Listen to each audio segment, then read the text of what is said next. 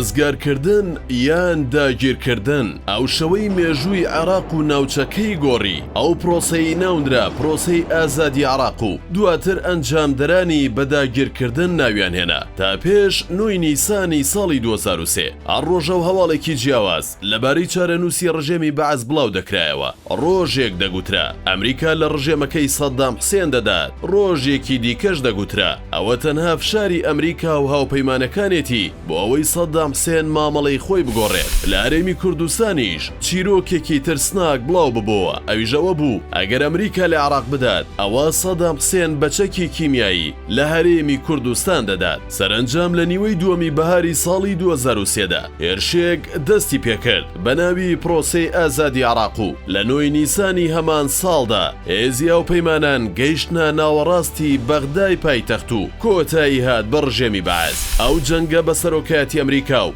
بە هاوپەیمانەتی 35 وڵات بە کەمتر لە 3 هەفتە کۆتایی بەو ڕژێمە هێنا و هێزی هاوپەیمانان گەیشتە مەیدانی فێردەوس بە ڕووخانی پەیکەرەکەی سەدام حوسێن کۆتایی ئەو ڕژێمە ڕاگەیەندرا کە بە ئاگر و ئاسن حکمی عێراقی دەکرد.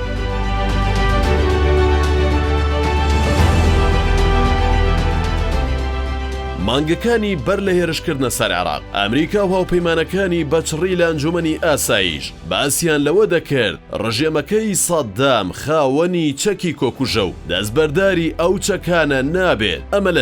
لەلایەکی دیکەش باز لەوە دەکرا ئەو ڕژێمە باڵپشتی لە تیرۆری جیهانی دەکات بە تایبەت ڕێکخراوی قاعیدە. جیاواز لەو خوێندنەوانەی باز لە هۆکارەکانی ڕووخانی ڕژێمی بەعەز دەکەن. ئێمە لەم راپۆرتەدا تیشک دەخەینە سەر کۆمەڵەیەکی ئیسرائیلی کە ڕاستە و خۆ بە پاڵنەرێکی بەهێز بۆ هەندانی ئیدارەی جۆرج بوشی کورددا دەنرێن کە هێرش بکەنە سەر عێراق. نێو کۆنسێرڤاتیڤەکان یەکێک لەو گروپانەی کە کاریگەریەکی بەهێزی بەسەر سیاسەتی دەرەوەی ئەمریکاوە هەیە، گروپێکی نزیک لە جوولەکەن و تەنانەت بەشێکی زۆریان بەڕەکەت جوولەکەن و بەوە ناسراون دەسەڵاتێکی باڵایان هەیە لە بوارەکانی وزە و پیشەسازی و چەک لە ئەمریکا و هەموو جیهاندا. کارکتەرە دیارەکانی کۆنسەرڤاتیڤەکان بریتین لە دیک چینی، جێگری جۆرج بوشی کوڕ، دۆناڵد ڕامسفێلد وەزیری بەرگری و پۆڵ بریمەر حاکمی مەدەنی ئەمریکا لە دوای ڕووخانی بەعەز لە عێراق، زاڵمای خەلیلزاد و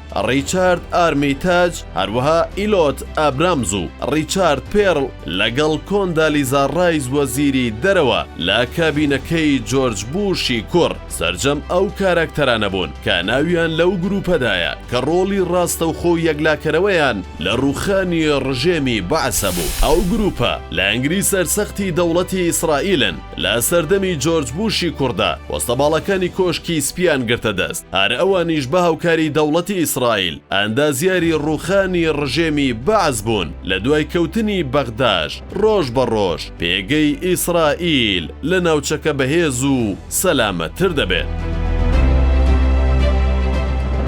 بە سوود وەرگرتن لەو ڕەوشە نوێیەی لە ئەنجامی ڕووداوەکانی 11 سێپتەمبەرەوە هاتنە زەمینەی ڕووخانی ڕژێمی بەعەز ئاسانتر بوو. لە مانگی ئابی ساڵی 2002دا ئەریێل شارۆنی سەرۆکوەزیرانی ئەو کاتی ئیسرائیل نامەیەک ئاراستەی واشنتۆن دەکات. لەو نامەیەدا داوا دەکات لەوە زیاتر پرۆسەی لە ناوبردننی ڕژێمی بەعەز دوا نەخرێت. مانگەکانی بەر لە هێرشکردنە سەر عێراق بەرەی ئۆپۆزیسیۆنی عێراقی کە لە کورد و شیعەکان پێکهاتبوون لە نێوان لەندەن و هەولێردا بەردەوام لە جوڵەدا بوون. تەنانەت ماوەیەک بەر لە هێرشەکە جۆ بایدن سەرۆکی ئێستای ئەمریکا کە ئەو کاتە ئەندامی کۆنگرێسی ئەمریکا بوو سەردانی شاری هەولێری کرد و لە پەرلەمانی کوردستان وتارێکی پێشکەش کرد. ئەمریکا بەر لە هێرشەکەی سەر عێراق بە جوڵەیەکی دیبلۆماتی زیرەکانە بەغدای سەرقاڵ کرد بە خەیاڵی ئەوەی ڕەنگە ئەمریکا هێرش نەکات، چونکە ساڵێک پێش هێرشکردنە سەر عێراق تیمی تایبەتی ئاژانسی وزەی جیهانی و تەنانەت شاندی نەتەوەیە گرتوەکان هاتنە عێراق بۆ گەڕان بە دوای چەکی کۆکوژدا، بەڵام نەیانتوانی بەڵگەی تەواو لەو بارەیەوە کۆبکەنەوە.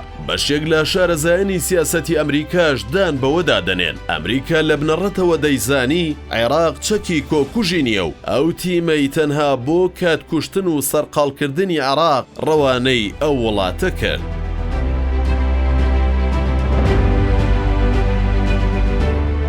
ڕۆژی 9 نیسان هەموو شتێک لە ناکاو گۆڕا سەرەتا لە بەرەبەیانی ئەو ڕۆژەدا بەچڕی چەند ئامانجێکی نێو شاری بەغدا پێکرا دواتریش سوپای ئەمریکا و هاوپەیمانەکانی گەیشتنە شاری بەغدا و بە خستنی پەیکەرەکەی سەدام حوسێن کۆتایی ئەو ڕژێمەیان ڕاگەیان شەڕی لەناوبردننی ڕژێمی بەعەس لە سەرەتاوە و لەلایەن ئەمریکا و هاوپەیمانەکانیەوە با پرۆسەی ئازادی عێراق ناوی دەبرا و لە دوای چەند ساڵێک ئەمریکا دانی بەوەدانا کە پرۆسەکە پرۆسەی داگیرکاری بووە نەک ئازادکردن هەر لە سەرەتای پرۆسەکەوە ژمارێک لە هێزەکانی عێراق بە داگیرکاری ناویان دەبرد و لە دوای ڕوخانی ڕژێمی بەعسەوە داوای کۆتایی هێنان بەو داگیرکاریەیان دەکرد و ناڕەزایی خۆیان نەدەشاردەوە لە ئامانەوەی ئەمریکا لە نێو خاکی عێراقدا سەدام حوسێن لە کۆتایی دەسەڵاتیدا و لە کاتی بێهیوابوون لەمانەوەیدا چەند جارێک ئاماژەی بەوە کردبوو عێراقێکی سوتا و جێدەهێڵێت بۆ دوای خۆی و هیچ کەس ناتوانێت عێراقێکی سەقامگیر بنیاد بنێت و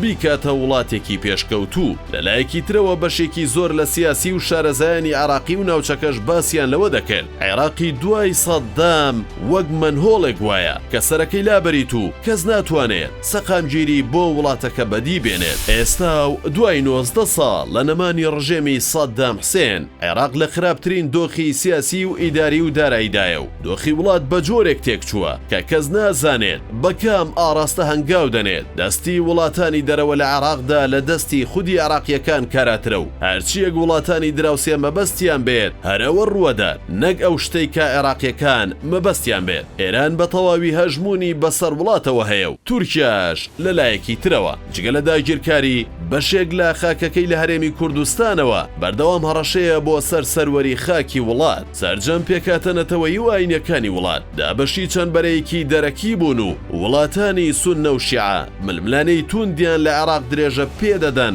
بەدەستی خودی عێراقیەکان موشک و بۆمبی هێزە ئاراستەکراوەکانی وڵاتانی دراوسێ ئەڕ ڕۆژە و لە شوێنێکەوە سەر دەردەهێن و دەبنە مەترسی بۆ سەرژیانی هاوڵاتیەکانی و پرۆسەی سیاسی و حکمڕانیش خەریکە بە تەواوی پەکی دەکەوێت و وڵات دەباتە لێواری هەڵوەشانەوە.